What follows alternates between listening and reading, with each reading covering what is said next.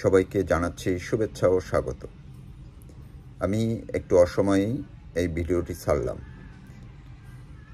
কারণ খুব ইম্পর্টেন্ট কিংবা ইন্টারেস্টিং বিষয় হলে সেটির জন্য সময়টি খুব মুখ্য ব্যাপার নয়।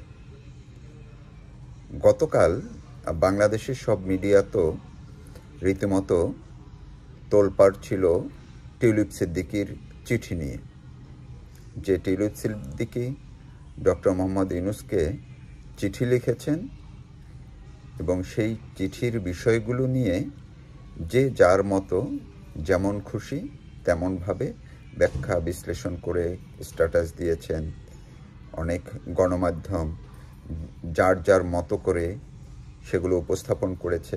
টিউলিপ সিদ্দিকীর চিঠির মুখ্য বিষয়টি ছিল তিনি তার বিরুদ্ধে এই ডক্টর মোহাম্মদ ইউনূসের সরকার এবং দুদক তারা যে অভিযোগ তুলেছে সেগুলো যে সর্বদই মিথ্যা এবং উদ্দেশ্যমূলক, বানোয়াট, সাজানো, রাজনৈতিক উদ্দেশ্যমূলক, সেটি তিনি মূলত তুলে ধরে এই বিষয়টি ডক্টর মোহাম্মদ ইউনূসের সঙ্গে দেখা করে তাদের সাক্ষাৎ হলে তিনি ডক্টর মোহাম্মদ ইউনূসকে পুরো বিষয়টি বলবেন, এটি হচ্ছে মূল বিষয়। এখন দেখতে পেলাম যে এটি নিয়ে সোজা কথায় বলতে গেলে বা সোজা বাংলায় যেটিকে ইউনূসপন্থী যারা আছেন তারা রীতিমতো টিউলিপ সিদ্দিকীকে এক ধরনের তুলোধনো করছেন, যে টিউলিপ সিদ্দিকী আকুতি জানাচ্ছে, কেউ লিখছেন মাপ চাওয়ার জন্য, তিনি এখন ভুল বুঝতে পেরে ডক্টর মোহাম্মদ ইউনূসের কাছে মাপ চাইবেন, ইত্যাদি ইত্যাদি। আসল ঘটনাটি যে কি সেটি আসলে এই শ্রেণীর ইউনূসপন্থীদের মাথার উপর দিয়ে চলে গেছে। কেন সেই কথাটি বলছি আপনারাই একটু জাস্ট মনে করে দেখুন। এর একদিন আগে পর্যন্ত ডক্টর ইউনূসের লন্ডন সফরের মূল বিষয়টির সঙ্গে যুক্ত ছিল তারেক রহমানকে ঘিরে।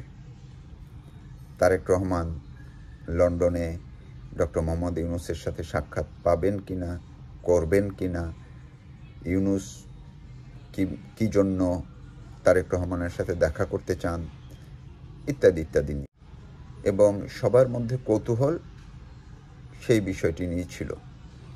তো যখন টিউলিপ সিদ্দিকীর ইস্যুটি সামনে আসলো, হুট করে তারেক রহমান চাপা পড়ে গেলেন টিউলিপ সিদ্দিকীর এক চিঠির আড়ালে।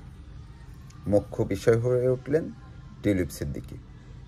শুধু কি বাংলাদেশে, আসলে টিউলিপ সিদ্দিকী যে বাঙালি হলেও তিনি যে ব্রিটিশ নাগরিক, ব্রিটিশ মানুষ, তার মাথা যে ব্রিটিশ মাথা, সেটি অনেকে ভুলে গেছেন, যে এই বয়সী একজন মানুষ কতটা শক্তিশালী, কতটা সমৃদ্ধশালী, বুদ্ধিসম্পন্ন হলে তিনি বাঙালি হয়েও লন্ডনে বা যুক্তরাজ্যের মতো জায়গায় কয়েকবার এমপি নির্বাচিত হতে পারেন, মন্ত্রী হতে পারেন। এটি কিন্তু চারটিখানি কথা না।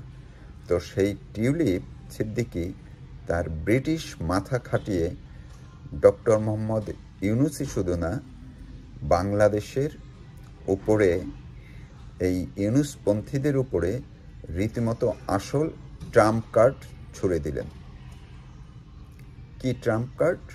একটি তো বললাম যে চাপা পড়ে গেল তারেক ইস্যু।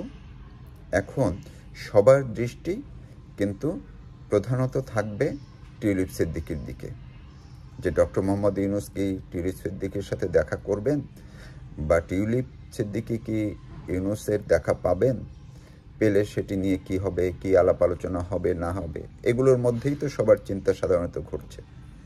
কিন্তু এর আড়ালে আরও যে বড় দুটি ঘটনা, সেটি অনেকেই আসলে বুঝতে পারেননি বা জানতেও পারেননি। আমি আজ লন্ডনে দফায় দফায় কথা বলে যে জিনিসটি জানতে পেরেছি, টিউলিপ সিদ্দিকীর আসল ট্রাম্প কার্ডটি হলো তিনি রীতিমতো লন্ডনেও তোলপাড় ফেলে দিয়েছেন এই এক চিঠিতে। সেটি কি? শুধু যুক্তরাজ্যের মিডিয়া না, যুক্তরাজ্যে বিশ্বের অন্যান্য দেশের যে মিডিয়া, তারাও এখন এই টিউলিপ সিদ্দিকীর যে আহ্বান কিংবা তার যে অনুরোধ, তার যে চিঠির যে বয়ান, এগুলোকে বেস করে ডক্টর মোহাম্মদ ইউনূসকে রীতিমতো একেবারে তার উপরে হামলে পড়বেন। সবাই মুখিয়ে আছেন, যেখানে ডক্টর মোহাম্মদ ইউনূসকে পাবেন সুযোগ মতো সাংবাদিকরা তাকে প্রশ্ন করবেন, প্রশ্ন বাণে জর্জরিত করবেন পুরো বিষয়টি। কারণ পুরো বিষয়টি তারা জানতে চাইবেন। টিউলিপ সিদ্দিকী শুরু থেকেই একই কথা বলছেন, তার কথার কোনো পরিবর্তন নেই। সে শুরু থেকেই বলে আসছে এই সব অভিযোগ সব রাজনৈতিক, তার বিরুদ্ধে, তার মায়ের বিরুদ্ধে, তার খালার বিরুদ্ধে, তার খালাতো ভাই বোনদের বিরুদ্ধে, এবং এটি যে ডক্টর মোহাম্মদ ইউনূস রাজনৈতিকভাবে তাদেরকে হেনস্থা করছেন, সেই জিনিসটি মিডিয়ার এখন একেবারে মগজে ঢুকে গেছে, বিশেষ করে ব্রিটিশ মিডিয়ার এবং অন্যান্য আন্তর্জাতিক মিডিয়ার। তো তারা এই চিঠিকে বেস করে তাদের সেই ফলো আপটি করার সুযোগ তৈরি হয়েছে। আর সাংবাদিকরা এই সুযোগটির অপেক্ষায় থাকেন এবং ছিলেন। দেখবেন আগামী 2-3 দিনে ডক্টর মোহাম্মদ ইউনূসের দশা কি হয়। মিডিয়াকে সে কতভাবে জবাব দিবেন, কিভাবে জবাব দিবেন, মিডিয়াকে তিনি কিভাবে সন্তুষ্ট করতে পারবেন, সবই দেখতে পারবেন। আর শুধু মিডিয়াই নয়, টিউলিপ সিদ্দিকীর যে রাজনৈতিক দল ব্রিটেনের, সেই লেবার পার্টিও মুখিয়ে আছে নানান কৌশলে ডক্টর মোহাম্মদ ইউনূসকে জব্দ করার জন্য। কারণ টিউলিপ সিদ্দিকী ব্রিটিশ নাগরিক, লেবার পার্টির প্রভাবশালী একজন সদস্য, এমপি এবং মন্ত্রী ছিলেন। তাকে হেনস্থা করা, সেটি কিন্তু লেবার পার্টিকেও হেনস্থা করা। শুধুমাত্র তাই নয়, তারা এটুক অন্ততপক্ষে নিশ্চিত হয়েছে টিউলিপ সিদ্দিকীর বিরুদ্ধে যে অভিযোগ তোলা হয়েছে সেগুলো যে মিথ্যা, সেগুলো যে ভিত্তিহীন, সেটি তারাও নিশ্চিত হয়েছে। ফলে এবার ডক্টর মোহাম্মদ ইউনূসকে লন্ডনে সুযোগ মতো পেয়ে তারা এই সুযোগটি হাতছাড়া করতে চাইবেন বলে অন্ততপক্ষে লন্ডনে যারা টিউলিপ সিদ্দিকীর ভক্তরা আছেন কিংবা দেশের যেখানেই আছেন, তাদের কাছে অন্ততপক্ষে মনে হয় না। এখন দেখার বিষয়, আসলে labour party, media, tulip Siddiqui নিজে এবং তার যারা অন্যান্য শুভার্থী আছে, তারা পাশাপাশি আওয়ামী লীগ তো আছেই। আওয়ামী লীগ ইতিমধ্যে 2-3 দিন ব্যাপক কর্মসূচি হাতে নিয়েছে।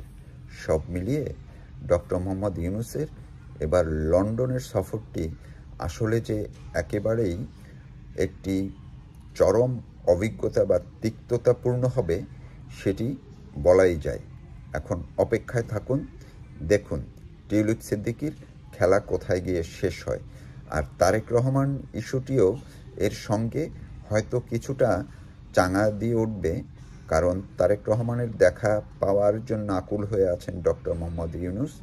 দেখা যাক লন্ডনে তারেক ইস্যু আর টিউলিপ ইস্যু কোনটি আগে কোনটি পরে থাকে, কোনটার উপরে কোনটা চাপা পড়ে, এইসব নিয়েই আসলে চলবে আগামী কয়েকদিন।